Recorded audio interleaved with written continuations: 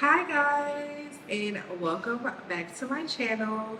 If you need help growing your clientele, setting your prices, or if you're confused on how to start as a makeup artist or how to become successful, how to market yourself, if you're confused on what you're doing wrong or you want to know what to do before you start, make sure you check out this video. My name is Paris Williams and I am a very successful makeup artist, and I have loved this career. It has had a lot of ups and a lot of downs, but it has been a very fulfilling career and I've learned so much on this journey, and I just want to help you guys get on the right path of being a successful makeup artist, because I've made the mistakes, I've done things wrong, and before I exit this field, I just want you all to know everything I know. I'm passing the torch and I just want to help y'all, okay? So let's get straight into it, because makeup is and can be a very promising career if you have the right tools. So I'm going to break this down into chapters. And chapter 1 is getting started as a makeup artist. So first things first, of course, you have to decide that you want to be a makeup artist, and then you have to just do it.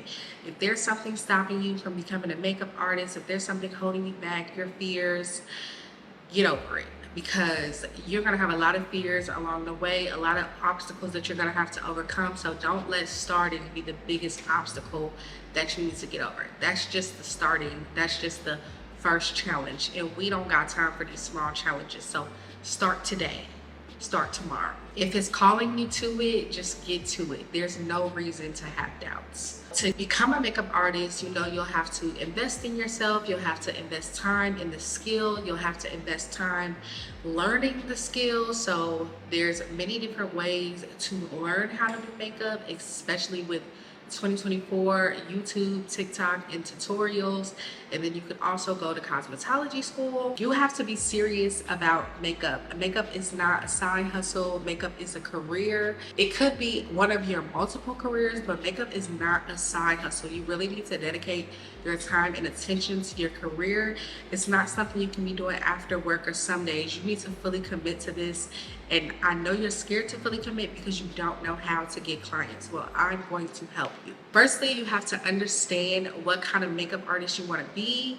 Who do you want to be your clientele? What kind of looks will you do?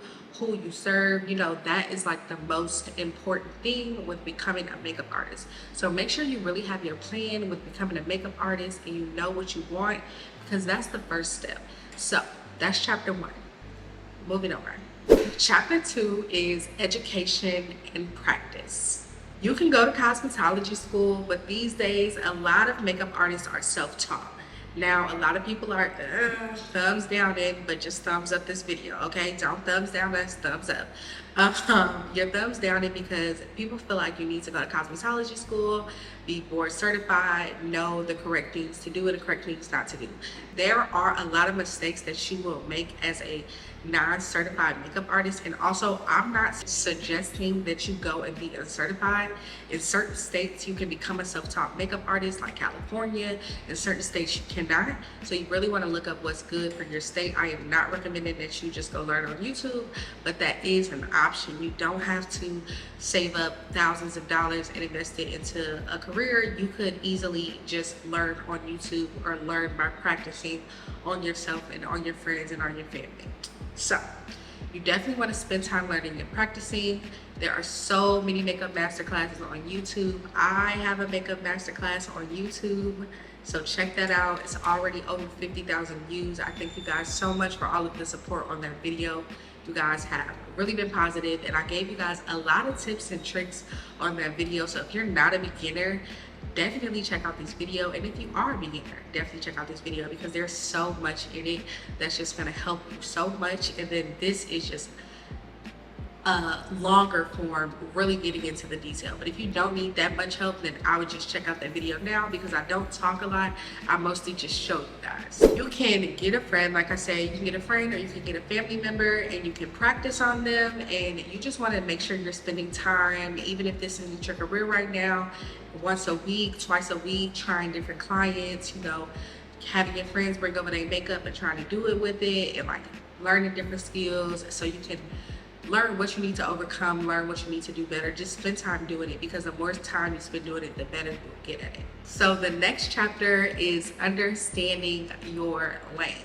Understanding your lane is super important. Everybody is not a celebrity makeup artist. Everybody is not a wedding makeup artist. Everybody is not a strip club makeup artist. Everybody is not a TV and film makeup artist. Everybody is not a beat down Houston, Atlanta hottie, makeup artist. Me personally, I absolutely hate Atlanta and Houston makeup artists. Not makeup artists, Houston and Atlanta makeup, like the heavier, full, super bright eye. I'm more of a like glowy, natural TV lighting type of makeup artist, and a lot of people don't like my style of makeup, where it's more natural and it don't pop as much. So you have to find your lane so that when you find your clientele, they'll appreciate your skill. I wouldn't do the best in Houston. I mean, I've lived there, so I've done makeup in Houston, and obviously I did a good job, but I was doing a lot of cut creases and a lot of looks that I personally don't enjoy doing. A lot of glitter, a lot of heavy makeup, which is not my style, not my comfort zone. When I look at the makeup, the finished result, I don't feel happy with it. But when I'm doing makeup for TV, or when I'm doing makeup, for events and red carpets, I feel better because it's a lighter makeup. It works good under lights. It lasts all day. It's for a more professional crowd, but everybody does not want that. Some people want to go to the club and shake ass, and if I can't do shake ass makeup, I need to find my lane. And it's okay to not be able to do a certain type of makeup. I wouldn't want to do wedding makeup 24/7 because I don't like to deal with brides 24/7. So you really have to know the clientele that you want to be serving. I can do brides. I'm good at brides. I can do beat down face. I'm cool at the beat down face, but those are not my lanes. And you just really have to understand your lane, who you want your clientele to be, and like what your type of makeup style is. And you don't have to compete with others. You don't have to compare to others. There's a style that blows up on Instagram, and there's a style that blows up in the corporate world, and you got to choose whether you want to be on a tour bus with a celebrity or you want to be at villas with rich clients. You have to choose like which one is your dream, and both of them are okay. I just have my own dreams, and you can have your own dreams too, and you don't have to shit on anybody else. I'm sorry, y'all, if that was rude. It's just like, I know my style, and I know what I do and I don't like. The next chapter is photography and portfolio. You must build a photography portfolio. It doesn't matter whether it's on Instagram, whether it's on a website, whether the pictures are taken with an iPhone, whether the pictures are taken with a professional camera. You need proof that you are a makeup artist. You can't be going around telling people you're a makeup artist and you don't have no pictures. You don't have no proof. You only did your one cousin. You only got this picture with an Instagram filter, front camera, Snapchat, monkey ears. It's not gonna work. You cannot be a successful makeup artist without proof that you are a successful makeup artist.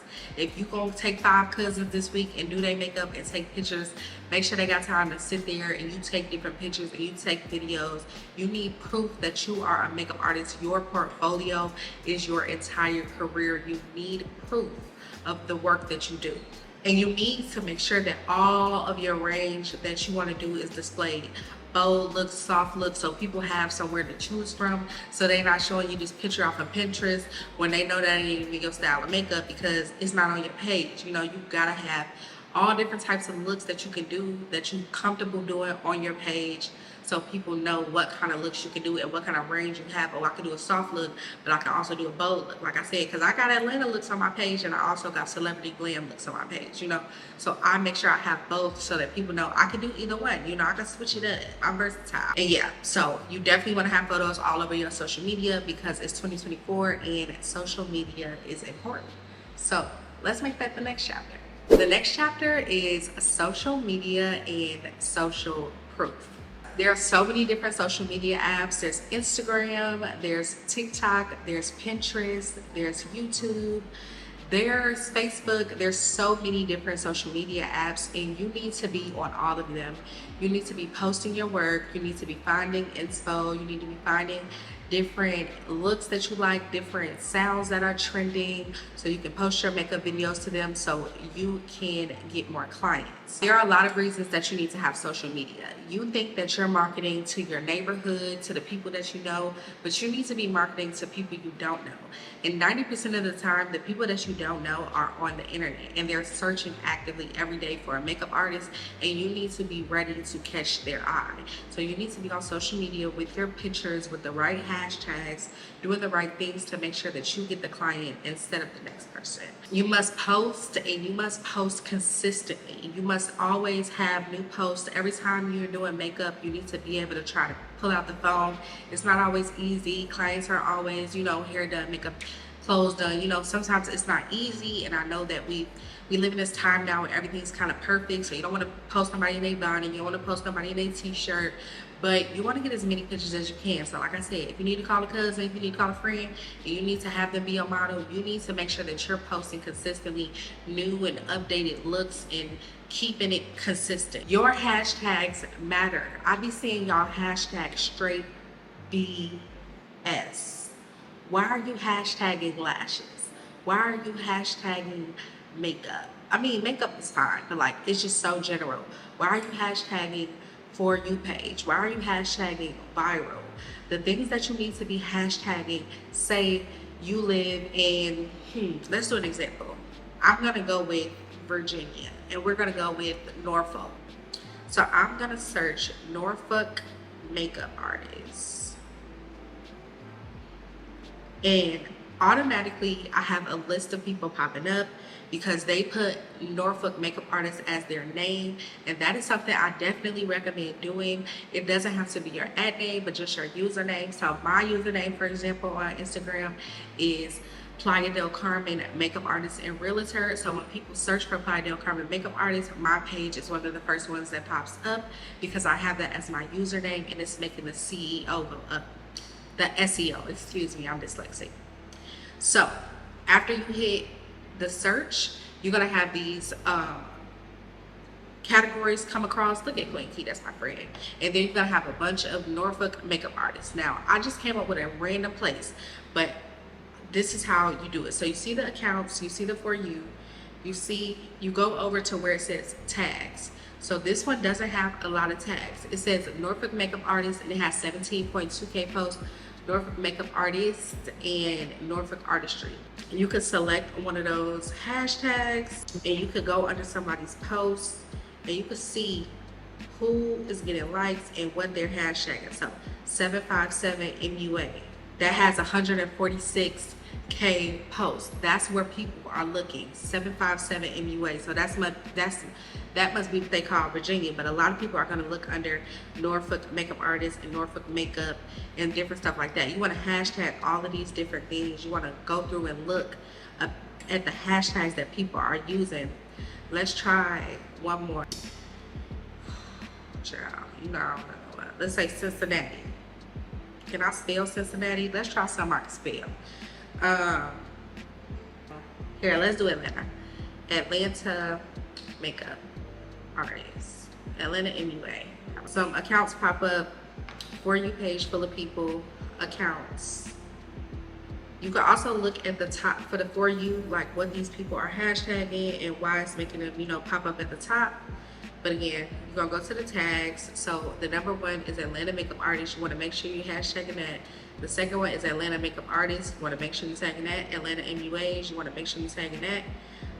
And when you click Atlanta MUA, you wanna see the top post and look at the hashtags that they used. Makeup artist, Atlanta MUA, AAMU, so different schools around, wedding makeup, different things. I was gonna tell you something else.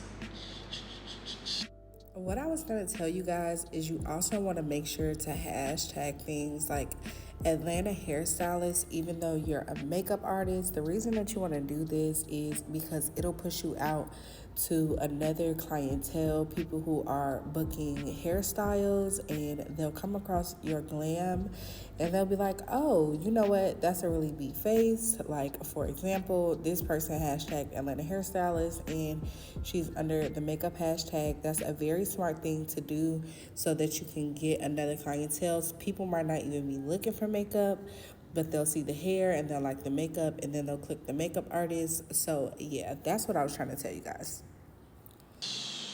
You definitely want to post reels. Reels are so popular right now that you definitely want to get into reels and getting into videos and getting into doing, you can even like blending out the thing and just cutting the video. People are so into seeing the finished look, they'll come to your page to see the finished look. Virality is cool, but the main thing is that you want clients, you know, and sometimes virality will bring you clients and sometimes it won't. It'll just bring you lookers.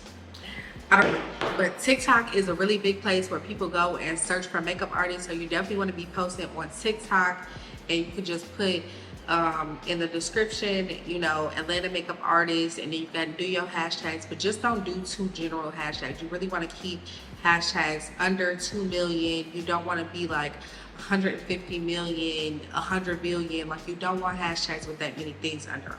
Also, on your social media, you need to have your contact info. You need to have your email. You need to have your booking site. So let's move on into the booking site because your contact info must be displayed. That is so important. And if you want to take DMs, you can. I personally don't recommend it. I'm taking DMs in Playa del Carmen because I'm in Mexico and there aren't great booking sites here, or at least I don't know Spanish, so I wouldn't know. But I definitely recommend that you have a booking site. So let's move on to the next chapter. The next chapter is booking site, deposits, and reviews. You must have a booking site where people can go and book their appointment. This booking site needs to be professional and concise. It needs to answer questions. It needs to have a fact. It needs to be well explained with descriptions and prices. And you really don't want to be texting while you're doing makeup, doing hair, doing lashes, trying to tell your clients your pricing. You really need to set a list and stand by it. Obviously, you'll have clients that you may charge more. You can have add-ons, travel this, travel that, but you need at least a starting point for your prices so people don't waste your time. A lot of times y'all are losing time going back and forth with people, where if you just had the information on the website, you would get your time back because you wasted their time and yours. This is the basics. If you don't have a booking website, pause this video, save it for later. Don't forget to thumbs up, but you need to come back. You do not even need to finish this video because you ain't got no Instagram, you ain't got no booking site, you ain't got no pictures. So pause this and come back later, because the rest of the stuff is for people who are already doing what they need to do, okay? On your booking site, you should have some type of number displayed. For me personally, I use Google Voice, and that's not my personal number. That's a number that Google gives you for free, and it connects to your phone number and rings straight to your phone. And so your clients don't have your personal number, and you can turn it off at 10 o'clock is when I turn mine on.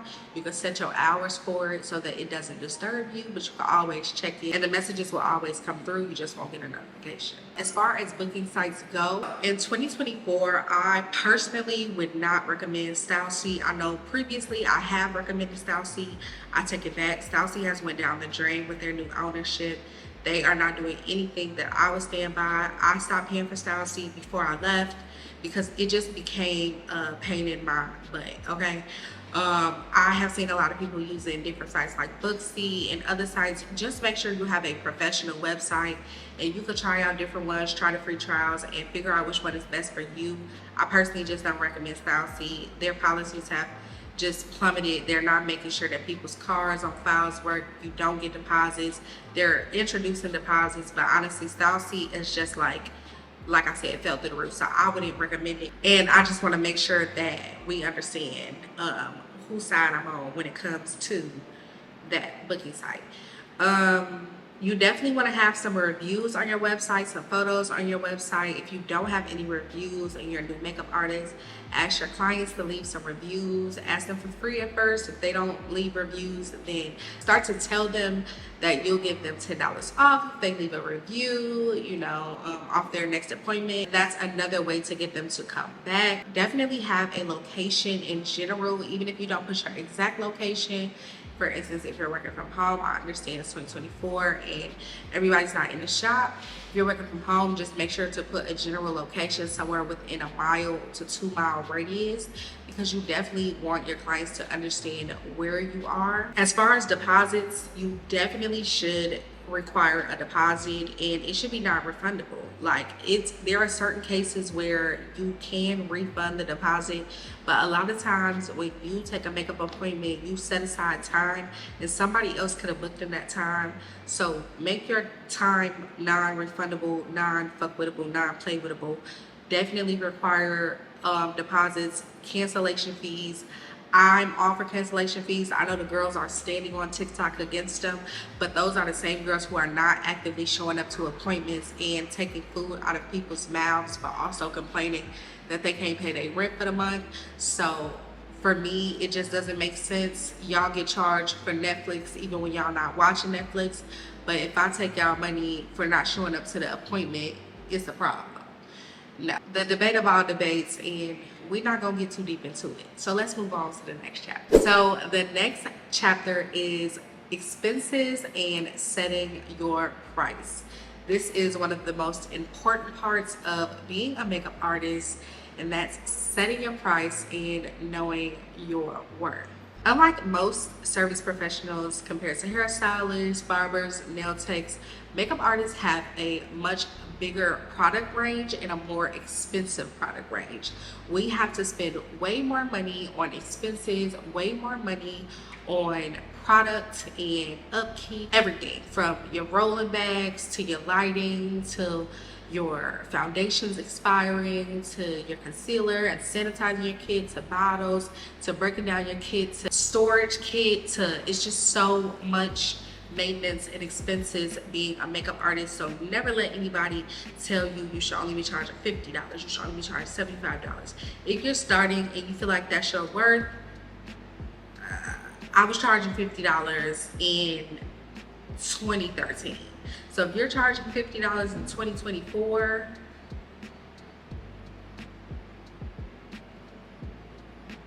I don't have anything to say to that. You will spend way more money on makeup. If you lowball yourself, you will end up losing money.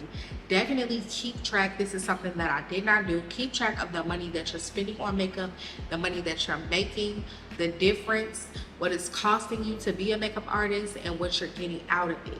Do not spend all your money at once because you think you're getting lump sums of money and you'll easily get it back. You have to budget in products, replacing brow pencils, replacing lip glosses when they expire, replacing foundations, getting new foundations, expanding your brand, a product breaking. There's so many things with makeup that you need to make sure you have.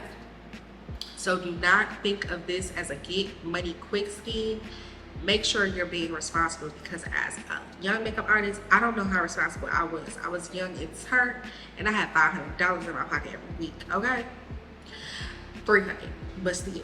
Personally, I was charging $240 US in Los Angeles, and I changed from $240 in Los Angeles to $140 in Playa del Carmen.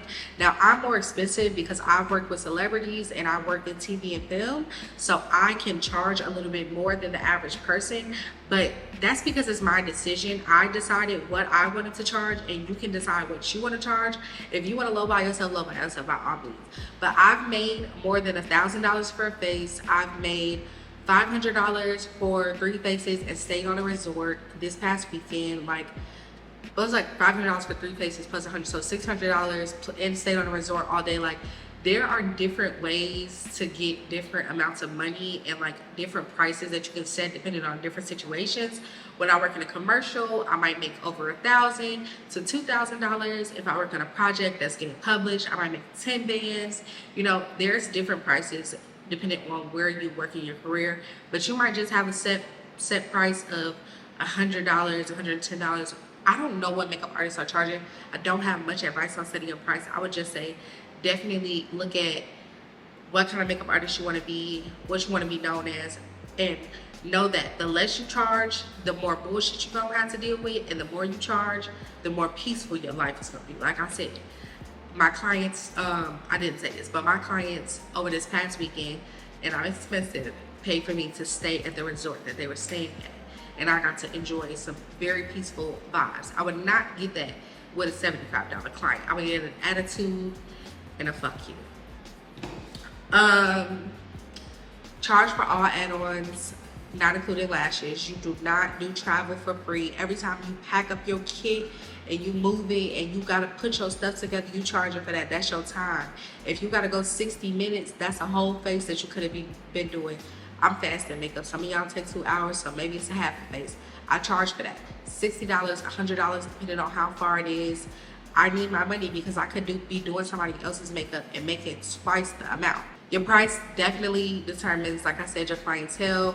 Low prices, low energy. It is what it is. Also, you need to think about booked and busy season and slow season. When you charge more and value yourself a little bit more, you can do less and make more. When you charge less, you might be able to make more, but it takes a little bit longer. $75 versus $150, for example, it would take you 6 clients to get what it would take this person in 3. Okay, so you have to understand like what you're signing up for when you lowball yourself or when you charge cheaper prices. It might not be lowballing yourself if you learn it, you know? And you definitely want to think about your per hour, per diem, like what you're doing, what you're getting done, if you're gonna be on set, all of those things you should be charging for. Anyway, let's move on to the next chapter. We are almost done. So the next chapter is being professional.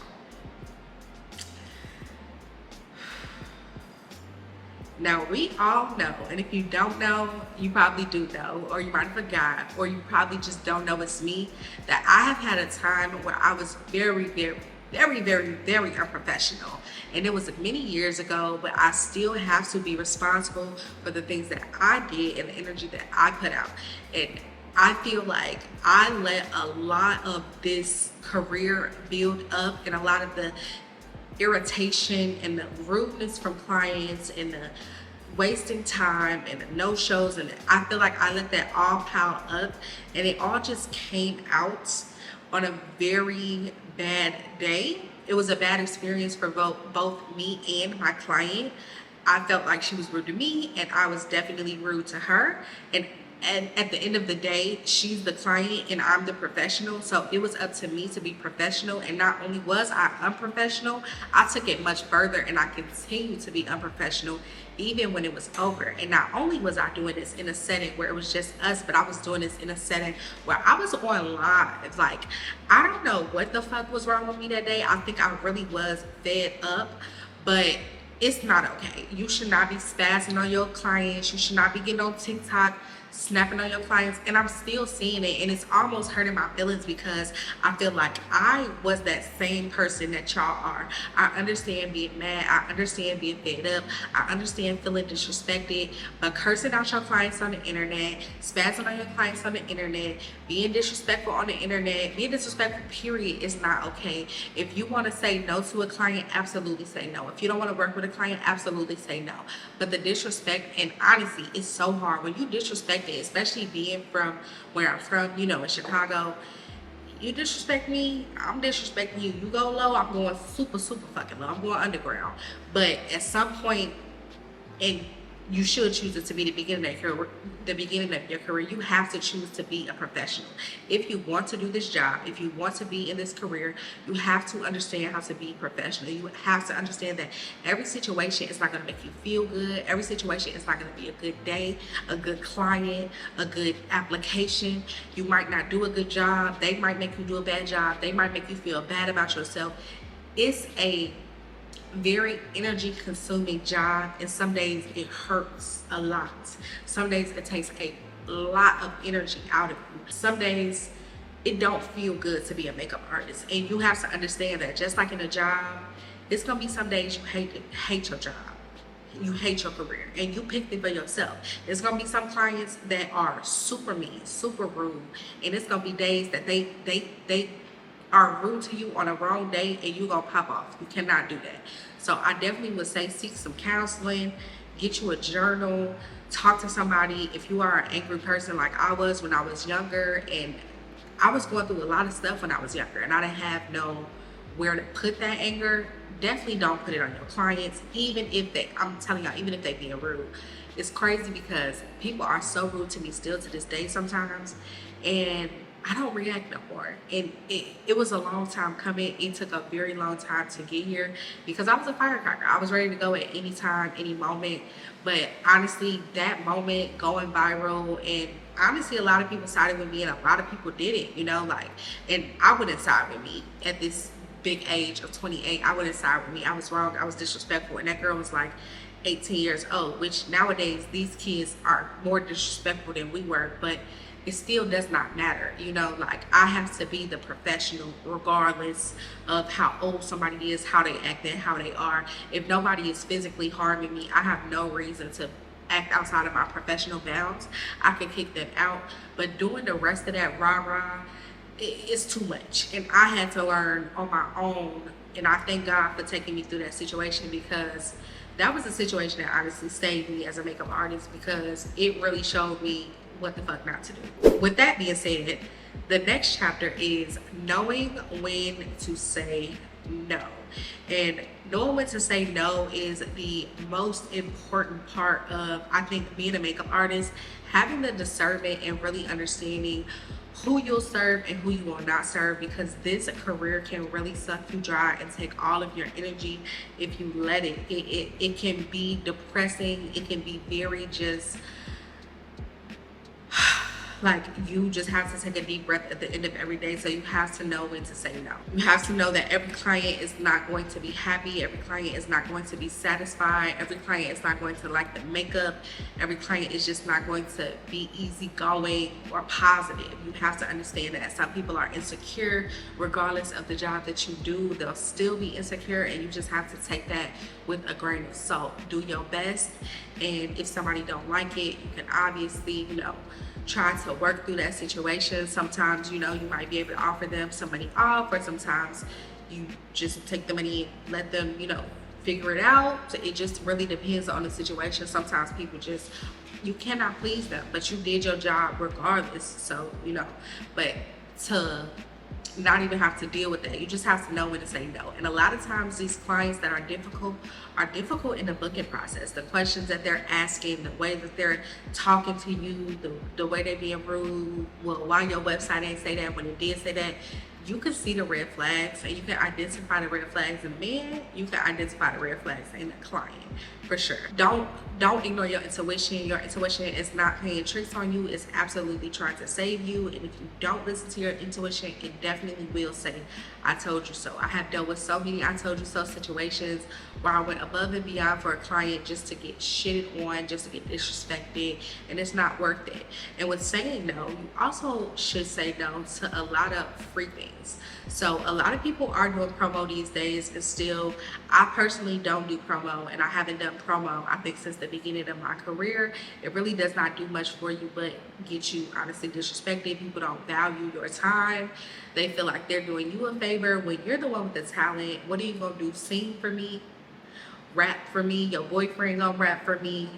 What do I get out of, you doing promo? Some social media followers, some 14-year-olds that follow you like a cult, and they're never going to sit in my chair and get their makeup done, and you might get a couple clients from that person, but you really want a certain type of client. At least personally for me, I want a certain type of client, and it's usually not the type of client that is stuck behind somebody on social media where they would do whatever that person is doing. Now, obviously, social media does inspire people. People do find makeup artists from people getting their makeup done, but I don't think that promo is a thing. Just like those people are getting paid, you should be getting paid. It don't make sense for you to be doing your job for free, because they're not doing their job as a rapper, as an influencer, as it is for free. Why aren't you getting paid? Do not compromise your integrity.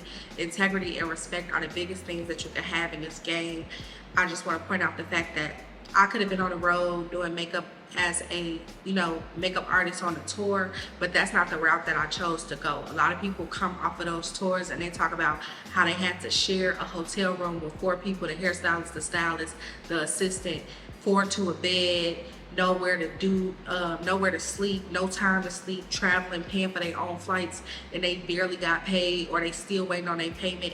I personally decided not to take that route, not to chase out the celebrities and influencers who think they're more important than they really are, because that's not something that engages me or entices me, rather. And I chose to go a different route where I will with wealthier clients who respect my time because they work very hard or they understand the value of my services, and that gets me booked in villas and staying in villas all day with free drinks and free food, and they just respect me much more. So even though I went the long route and I might not have the experiences that your favorite makeup artist has because she's working with a rapper baby mama or this and that, it's not all that is cooked up to be. Even working in TV and film, like, it's not all that is cooked up to be. Don't be envious of people. Don't be jealous, because a lot of times people are not getting paid. I've always gotten paid for my work. There's been a few times where I wasn't paid for my work, and I learned from those experiences, and I would never do it again. And yeah, I feel like I've told you guys so much about being a makeup artist. If you guys have any questions, I would love to make a part 2. If there's anything that I need to break down a little bit more. Being a makeup artist is a really big job. It can be a really tough job, but it really is rewarding.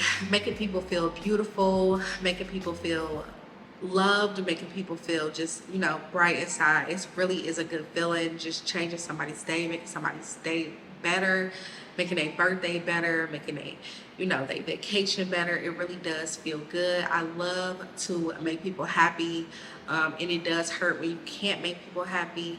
This career is not to be played with. It's not what people don't appreciate makeup artists as much as they should, but we really are one of the most undervalued service people, and it's not easy. I would love to know how you guys feel about being a makeup artist in the comments, and if there's anything I need to get into more detailed, I would love to do that. Thank you guys so much for watching. Don't forget to like, comment, and subscribe. Bye guys.